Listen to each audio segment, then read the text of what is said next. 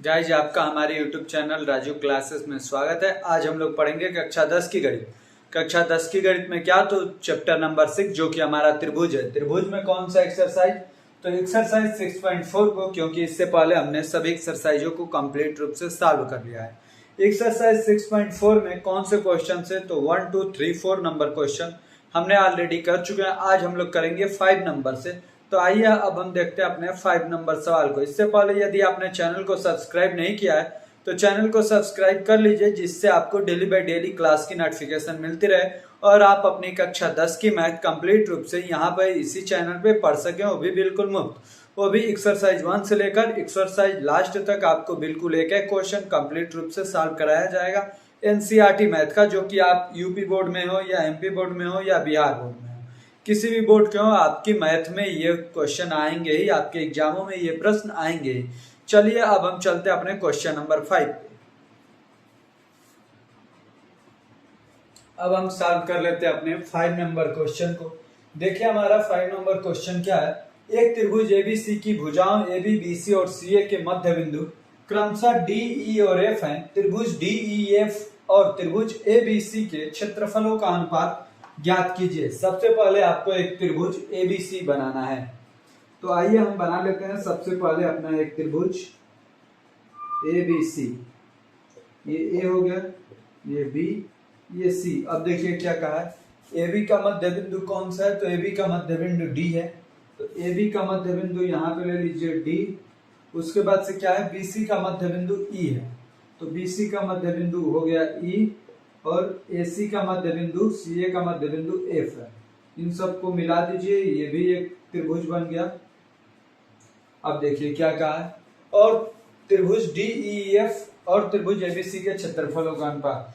इस त्रिभुज का और बड़े वाले त्रिभुज के क्षेत्रफलों का अनुपात बताना है। क्षेत्रफलों का अनुपात आप कब बता सकते हैं, जब दोनों त्रिभुज समरूप हो। तो आइए इसे सबसे पहले हम त्रिभुज को समरूप दिखाने की कोशिश करते हैं। आइए इसमें सबसे पहले क्या लिखते हैं, क्या क्या दिया है हमें। दिया क्या है, तो दिया है कि AB BC CA का मध्य बिंदु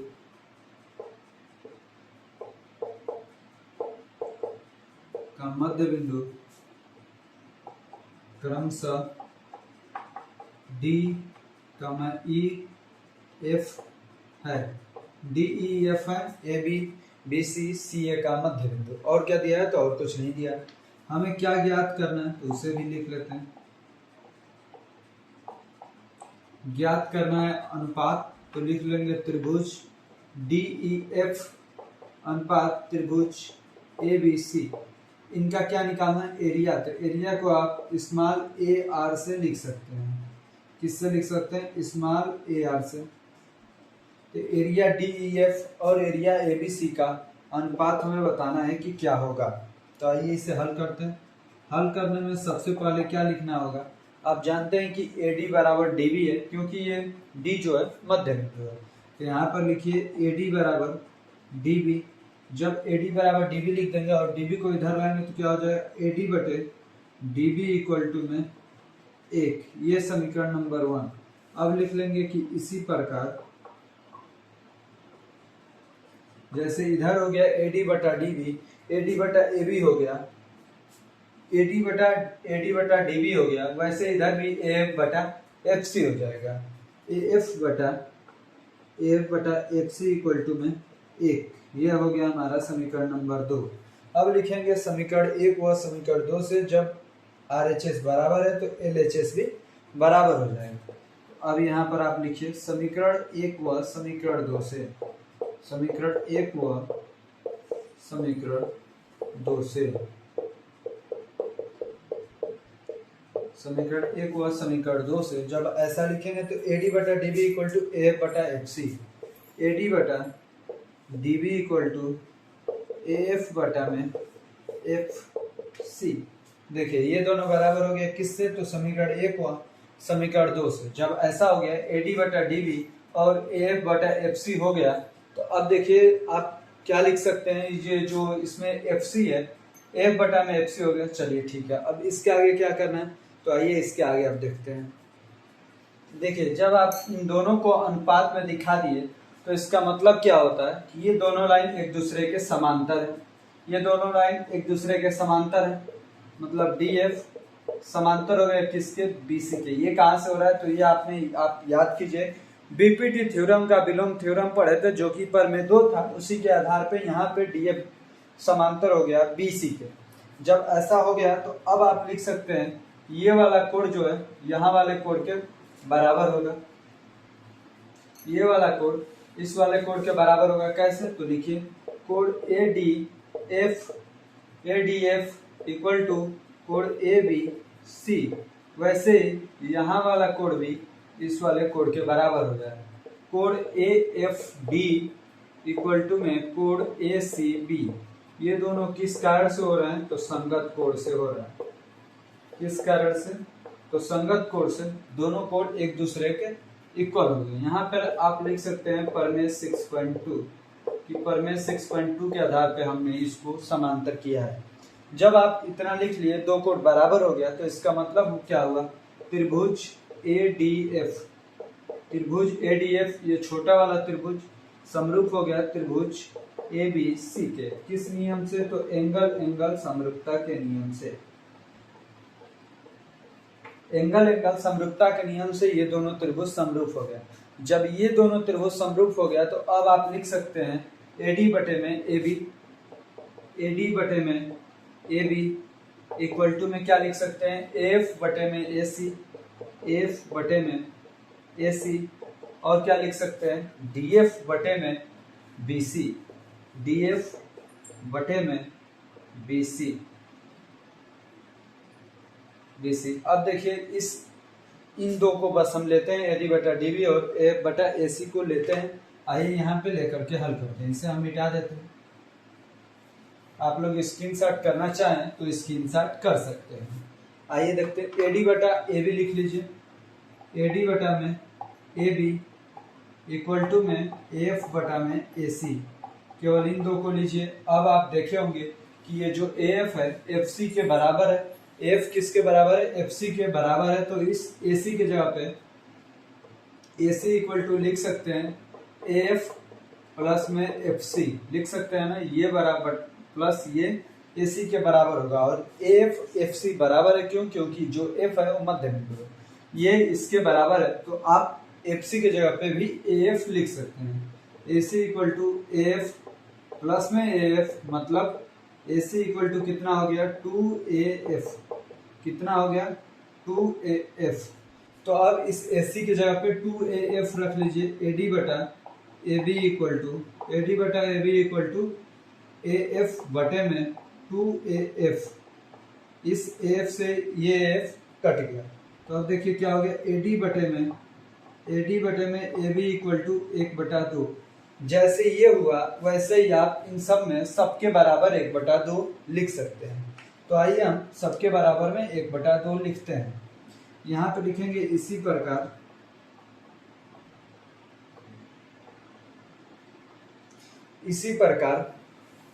अब देखिए जब आपने ऐसा लिखा है तो जब ये वाला ट्रिंगल लिए, जैसे ये सीधा ट्रिंगल लिए है तो ये हो गया। अब ऐसे इधर से लेना है तो ये जो एफ ही है अब किसके समांतर हो जाएगा, इसके समांतर। तो इसमें भी आप इसके इक्वल में लेते आएंगे। जैसे इसमें डीएफ था वैसे में आपका ईएफ मिल जाएगा। किसके इक्वल में ईएफ मिलेगा, तो ईएफ बटे में एबी, ईएफ बटे में एबी हो जाएगा। एफ आई भी लिख सकते हैं ईएफ को, तो ईएफ बटे में ईएफ जब लिखेंगे तो बी ए लिखना होगा, हम एफ ई लिख लेते हैं।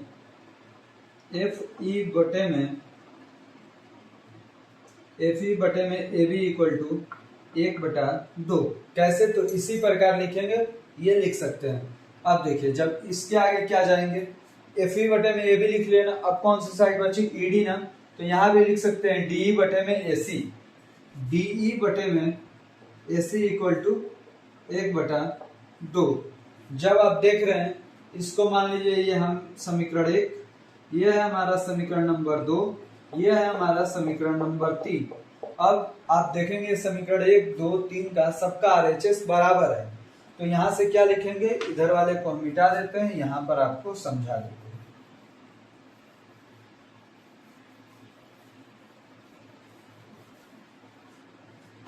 देखिए यहाँ पर आप लिखेंगे समीकरण 1, 2 व 3 से, समीकरण 1, 2 व 3 से, समीकरण 1, 2 व 3 से क्या होगा, AD बटे AB, AD बटे में AB इक्वल टू में क्या होगा, FI बटे में AB, FE बटे में AB, AD बटे में AB था, AD बटे AB था, तो इधर FI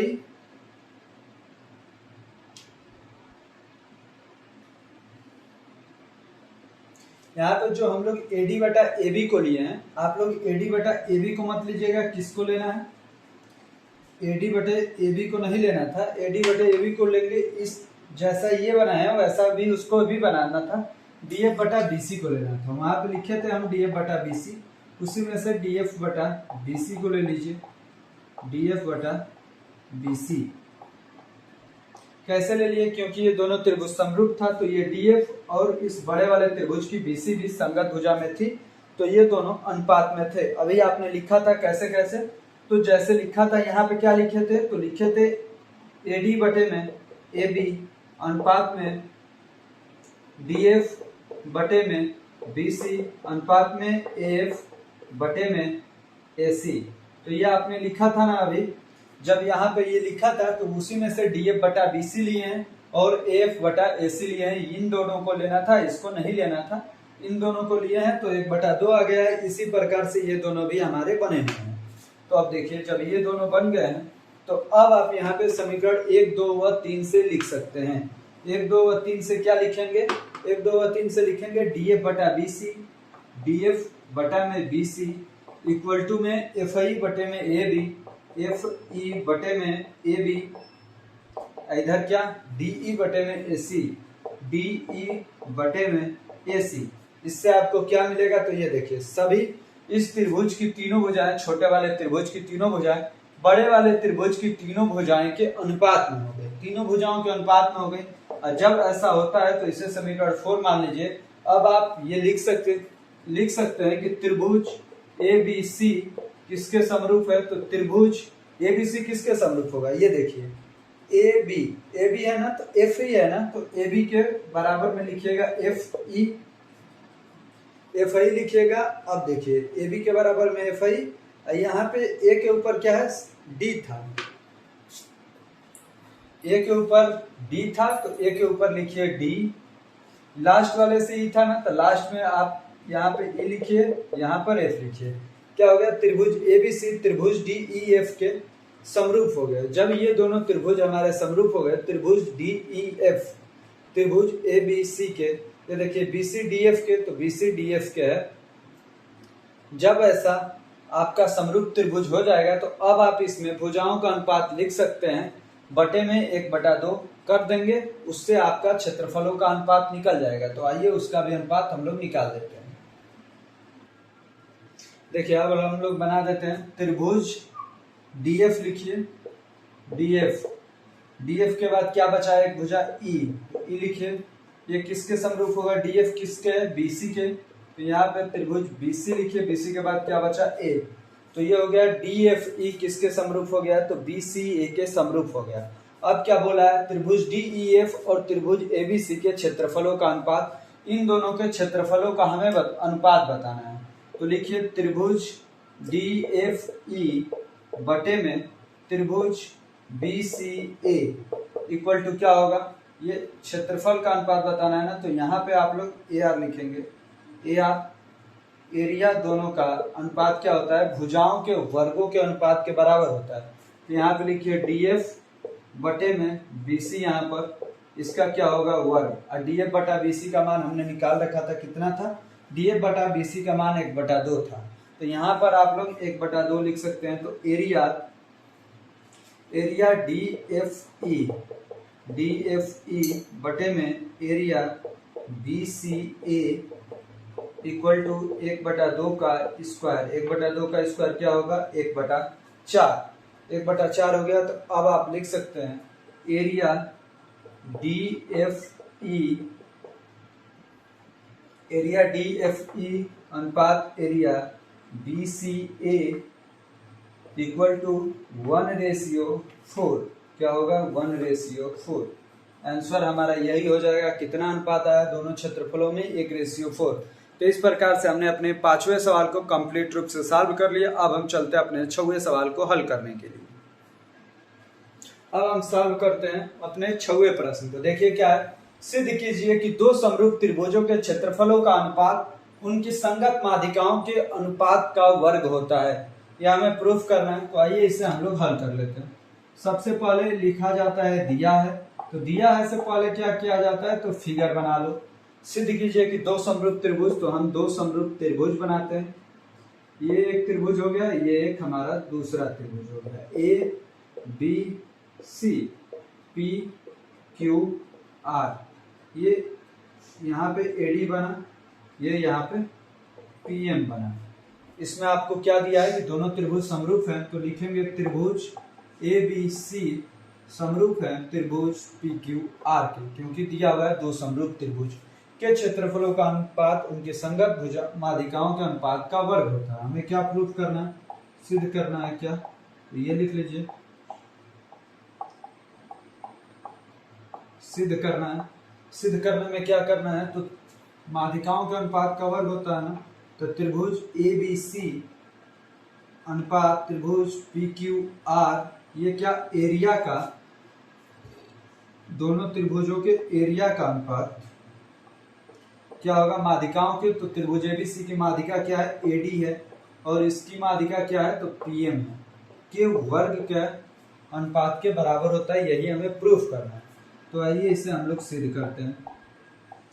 सिद्ध करने में क्या करेंगे? तो ये दोनों हमें चीज जो दिया है इसे लिख लेते हैं। त्रिभुज ए बी सी समरूप है त्रिभुज पी क्यू आर के। इससे आप लोग क्या लिखेंगे कि ए बी बटे में क्या हो जाएगा? पी क्यू हो जाएगा, इक्वल टू बी सी बटे में क्यू आर हो जाएगा, इक्वल टू ए सी बटे में पी आर हो जाएगा। ये कहाँ से? तो ये समरूप त्रिभुज की संगत भुजाएं हैं, इस कारण से हम ऐसे इनको लिख सकते हैं। अब देखिए, हमें इन त्रिभुजों को समरूप दिखाना है। एक त्रिभुज ये लीजिए, एक त्रिभुज ये लीजिए, तभी जाके हल हो पाएगा। आइए इसे हल करते हैं। त्रिभुज ए बी डी तथा त्रिभुज पी क्यू एम में क्या होगा? ए बी अनुपात में है पी क्यू के, ये आपको ऑलरेडी मालूम है। ए बी बटे में पी क्यू, ए बी बटे में पी क्यू लिख लीजिए। अब यहाँ पर इसे लिख लीजिए बी सी बटे में क्यू आर, ये भी लिखिए बी सी बटे में क्यू आर, बी सी बटे में क्यू आर लिखिए। बी सी बटे में जब क्यू आर लिखेंगे तो बी सी को आप लोग क्या लिख सकते हैं? बी सी मतलब ये माध्यिका क्या होती है? ये दो बराबर भागों में बांटती है, तो बी डी बराबर सी डी है, तो हम बी सी को लिख सकते हैं, इस पूरे बी सी को लिख सकते हैं 2 गुणे में बी डी, 2 गुणे बी डी, नहीं तो बी सी का हाफ कर दीजिए, जो बी डी आ जाएगा। बी सी का हाफ करिए, या इनको क्या करिए? 1/2 से 2 से इसमें भागा दे दीजिए। तो आइए इसे हम लोग यहाँ पे सॉल्व कर लेते हैं। ए बी बटे में P Q equal to B C को क्या लिख सकते हैं? 2 गुणे में बी डी अपान, इसको लिख सकते हैं 2 गुणे में क्यू एम। 2 से 2 कैंसिल, 2 से 2 कैंसिल। अब क्या लिखेंगे? ए बी बटे में पी क्यू, ए बी बटे में P Q equal to B D बटे में क्यू एम। इसकी दो भुजाएं अनुपात में हो गई, ये वाली भुजा इस भुजा के और ये वाली भुजा इस भुजा के। अब बीच का कोण बी बराबर है कोण क्यू के। कैसे? तो ये पहले से ही समरूप त्रिभुज था, उसका ये दोनों कोण है, इसीलिए ये दोनों कोण बराबर है। अब ये दोनों त्रिभुज भी समरूप हो गए। त्रिभुज ए बी डी समरूप किसका हो गया? त्रिभुज पी क्यू एम के। किस रूल से? तो साइड एंगल साइड के नियम से, भुजा कोण भुजा वाले समरूपता के नियम से ये दोनों त्रिभुज हमारे समरूप हो गए। जब ये दोनों त्रिभुज आपके समरूप हो गए तो अब आप क्या लिख सकते हैं? दोनों त्रिभुज समरूप हैं, तो यहाँ पे लिख सकते हैं ए बी बटा में एडी, नहीं, ए बी बटे में पी क्यू, ए बी बटे P Q equal to AD बटे में पीएम लिख सकते हैं ना, एडी बटे में पीएम। अब देखिए, जब ए बी बटा पी क्यू लिख दिए तो ये आपको मालूम है इस त्रिभुज की, अब ये इस त्रिभुज की हमें निकालना था ना, तो इस त्रिभुज के निकालने के लिए इसे हम मिटा देते हैं और यहाँ पे लिख लेते हैं। ये देखिए लिखेंगे एरिया ए बी सी बटे एरिया पी क्यू आर। दो समरूप त्रिभुज के ये क्षेत्रफल है, तो क्या होगा, इनकी संगत भुजाओं के वर्गों का अनुपात के बराबर होता है। तो ए बी बटे में पी क्यू का वर्ग, आई बी बटे पी क्यू की जगह पे क्या रख सकते हैं, ए डी बटे पी एम रख सकते हैं। तो एरिया ए बी सी बटे में area P Q R equal to में ए डी बटे में पी एम का स्क्वायर, ए डी बटे में पी एम का स्क्वायर, और यही हमें प्रूफ करना था। तो ये सवाल भी हमारा प्रूफ हो गया है, ये सवाल भी हमने प्रूफ कर लिया है। ये यहाँ से अलग था, इसके नेक्स्ट लेवल पे ये आपको हल करना था। इस प्रकार से हमने अपने 6 नंबर क्वेश्चन को भी कंप्लीट रूप से सॉल्व कर लिया है। हमें उम्मीद है कि आपको अच्छे से समझ में आया होगा। आप लोग स्क्रीनशॉट कर सकते हैं यदि अच्छे से समझ में आया होगा। तो अब हम हल करने चलते हैं अपने 7वें प्रश्न को। अब हम सॉल्व कर लेते हैं अपने 7वें प्रश्न को। देखिए हमारा 7वां प्रश्न क्या है, सिद्ध कीजिए कि एक वर्ग की किसी भुजा पर बनाए गए समबाहु त्रिभुज का क्षेत्रफल उसी वर्ग के एक विकर्ण पर बनाए गए समबाहु त्रिभुज के क्षेत्रफल का आधा होता है। तो सबसे पहले आपको एक वर्ग बनाना है। क्या करना है, एक वर्ग बनाना है। हमने मान लीजिए एक वर्ग बना लिया जिसकी सभी भुजाएं क्या है, ए है। वर्ग की सभी भुजाएं बराबर होती है। अब क्या कहा है, किसी भुजा पर, वर्ग की किसी भुजा पर बनाए गए समबाहु त्रिभुज, इसी वर्ग के एक भुजा पर समबाहु एक त्रिभुज बनाना है। समबाहु त्रिभुज बनाएंगे तो सभी त्रिभुज की भी सभी भुजाओं की लंबाई ए हो जाएगी। अब क्या कहा है, समबाहु त्रिभुज का क्षेत्रफल उसी वर्ग के एक विकर्ण, इसी वर्ग में एक विकर्ण बनाइए। एक विकर्ण हमने बना लिया, विकर्ण पर बनाए गए समबाहु त्रिभुज, मतलब ये भी एक समबाहु त्रिभुज है। तो कैसे हो जाएगा,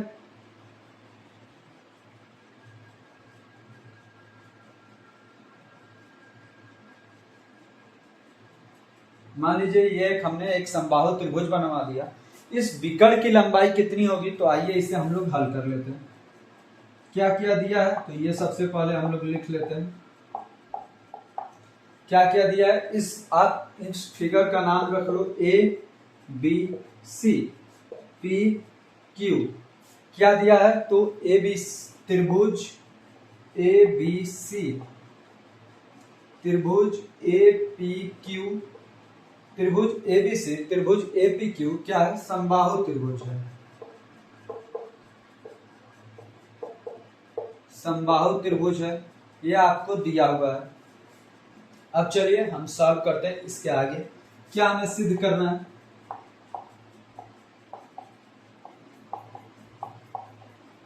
सिद्ध करना है कि ये जो छोटा सा त्रिभुज है इस बड़े से त्रिभुज का आधा होता है, यही हमें प्रूफ करना है। तो या तो आप इस त्रिभुज में 2 से गुणा कर दो, या तो इसमें 2 से भागा कर दो। तो हम इसमें 2 से गुणा कर देते हैं। तो लिख सकते हैं 2 गुणे त्रिभुज ए बी सी, क्या क्षेत्रफल, area A B C equal to area A P Q. Area A B C area A P Q के आधे है, मतलब इसका 2 गुना एरिया ए पी क्यू के बराबर है।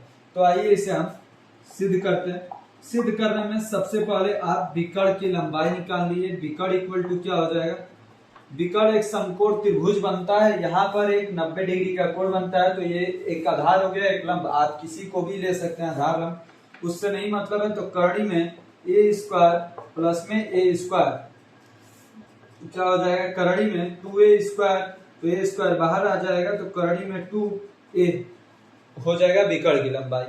इसकी लंबाई कितनी हो गई, तो कर्णी में 2a, तो इसकी भी लंबाई कर्णी 2a, क्योंकि समबाहु त्रिभुज है, कर्णी में 2a सबकी लंबाई हो गई।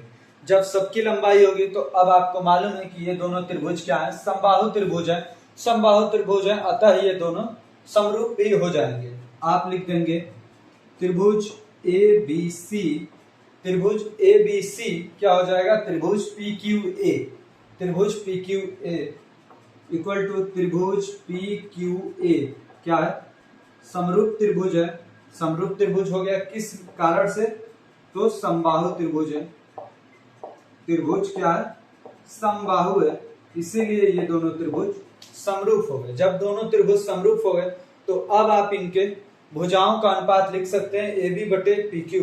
किसका एरिया सबसे पहले लिखिए, एरिया ABC, यहीं पे लिख लेते हैं एरिया ABC अपान में एरिया PQA, एरिया PQA किसके, इसकी संगत भुजा। संगत भुजा में आप कोई भी भुजा ले सकते हैं। AB बटे में PQ ले लेते हैं, क्या हो जाएगा AB बटे में PQ का स्क्वायर, AB बटे में PQ का स्क्वायर, AB बटा PQ।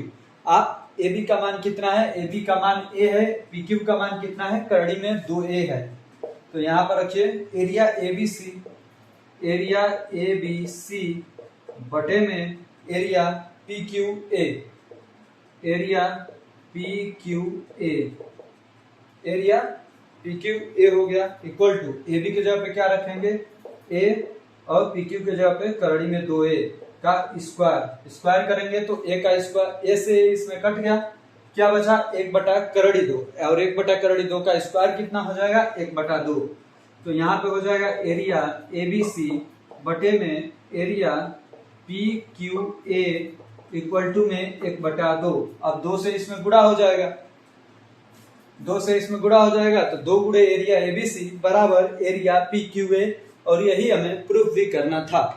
तो आइए इधर लिख लेते हैं,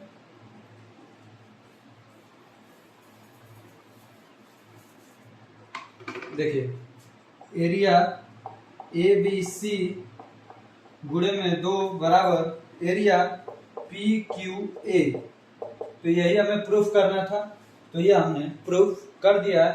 इस प्रकार से ये आपका सवाल भी ये प्रूफ हो गया, इतनी सीधा यहाँ पर लिख सकते हैं। तो इस प्रकार से हमारा 7th नंबर प्रश्न भी कंप्लीट रूप से सॉल्व हो गया है। अब हम चलते हैं अपने 8वें प्रश्न को हल करने के लिए, जो कि 8वां और 9वां प्रश्न आपका बहुविकल्पी प्रश्न है। तो आइए इन दोनों प्रश्नों को भी हम लोग हल कर लेते हैं। आइए अब हम सॉल्व कर लेते हैं अपने 8वें प्रश्न को। देखिए क्या है, ABC और BD दो समरूप त्रिभुज इस प्रकार हैं कि D भुजा BC का मध्य बिंदु है। त्रिभुजों ABC और BD के क्षेत्रफलों का अनुपात है 2:1, 1:2, 4:1, 1:4। सबसे पहले आपको एक ABC त्रिभुज बनाना होगा, ABC। अब देखिए क्या दिया है, D क्या है, भुजा BC का मध्य बिंदु है, तो यहाँ पर एक D बिंदु हो गया। अब क्या दिया है, BDE भी समबाहु त्रिभुज है।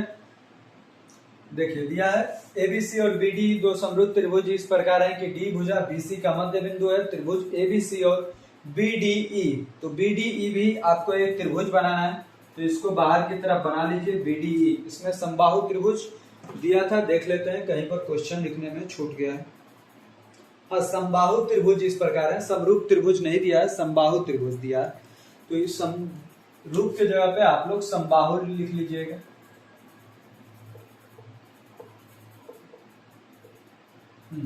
समबाहु त्रिभुज इस प्रकार है, तो ये जो हो गया ये भी आपका समबाहु त्रिभुज है। तो इसकी भुजा मान लीजिए ये क्या है 2x है, 2x रख लीजिए कि जिससे इजी होगा। ये भी BC भी 2x हो जाएगा, BC पूरा 2x होगा, लेकिन इसका आधा क्या है BD है, तो आधा x हो जाएगा, ये भी x और ये भी x हो जाएगा। अब देखिए यहाँ पर ABC था ना, तो ये हो गया ABC और BDE हो गया, ये एक त्रिभुज। अब दिया है समबाहु है, मतलब दोनों त्रिभुज कैसा है, समरूप है। त्रिभुज ABC त्रिभुज BDE के समरूप है, त्रिभुज ABC त्रिभुज BDE के समरूप है। तो इसमें आप लोग एरिया लिख सकते हैं, एरिया ABC अपान में एरिया BDE। इसमें रख लीजिए AB भुजा AB बटे में BD का स्क्वायर। AB की लेंथ कितनी है, AB की लेंथ AB बटा BD, हाँ ठीक है, AB बटे में BD। हाँ, तो AB की लेंथ कितनी है 2x है, 2x। BD की लेंथ कितनी है, तो BD की लेंथ x है, तो x रखिए, x का स्क्वायर, x से x कट गया, 2 बचा, तो 2 का स्क्वायर मतलब 4, मतलब 4/1। तो दोनों का रेशियो क्या हुआ 4/1, मतलब 4:1। कौन सा ऑप्शन सही हो गया, तो हमारा 8वें नंबर सवाल का C नंबर ऑप्शन सही हो गया, 4:1। अब हम चलते हैं अपने 9वें प्रश्न को हल करने के लिए। आइए देख लेते हैं हम लोग अपना 9वां प्रश्न भी। अब हम सॉल्व कर लेते हैं अपने 9वें सवाल को। देखिए ये क्या है, दो समरूप त्रिभुजों की भुजाएं 4:9 के अनुपात में इन त्रिभुजों के क्षेत्रफलों का अनुपात है 2:3, 4:9, 81:16, 16:81। त्रिभुजों की भुजाएं 4:9 में है, समरूप त्रिभुज है। तो मान लीजिए कि दो त्रिभुज, एरिया पहले त्रिभुज का, एरिया दूसरे त्रिभुज का क्या होता है, पहले त्रिभुज की भुजा मान लीजिए कि ए भुजा और दूसरे त्रिभुज की भुजा बी भुजा के स्क्वायर के बराबर होता है। ए बाई बी का मान 4/9 है, तो 4/9 का स्क्वायर कितना हो जाएगा, 16/81। तो उनमें अनुपात क्या होगा, 16:81 का अनुपात हो जाएगा। मतलब कौन सा ऑप्शन सही, तो 9वें सवाल का डी नंबर ऑप्शन सही हो गया। इस प्रकार से हमारा आपका क्लास 10th का एक्सरसाइज 6.4 कंप्लीट रूप से सॉल्व हो गया है। एक्सरसाइज 6.4 कंप्लीट रूप से सॉल्व हो गया है। और अब हम अगले दिन अगले थ्योरी के बारे में, अगले एक्सरसाइज के बेसिक कॉन्सेप्ट के बारे में पढ़ेंगे, यदि वो आपके सिलेबस में है। यदि हटा दिया है तो फिर नहीं पढ़ेंगे। तो आइए अब इस लेक्चर को यहीं पे पॉज करते हैं। आपकी ये वाली प्रश्नावली एक्सरसाइज 6.4 कंप्लीट रूप से सॉल्व हो गया है। इसका ये पार्ट 2 था, इसके पहले हमने पार्ट 1 कंप्लीट रूप से सॉल्व किया था, उसे भी आप लोग देख सकते हैं, जिसका लिंक पूरे इस त्रिभुज एक्सरसाइज का लिंक डिस्क्रिप्शन बॉक्स में दिया गया है। वहां से आप क्लिक करके एक्सरसाइज 6.4 को कंप्लीट रूप से सॉल्व कर सकते हैं। इस प्रकार से यह प्रश्नावली हमारी कंप्लीट हुई। अभी तक आपने चैनल को सब्सक्राइब नहीं किया तो चैनल को सब्सक्राइब कीजिए, वीडियो को लाइक कीजिए और दोस्तों को भी शेयर कीजिए। धन्यवाद आपको अंत तक बने रहने के लिए।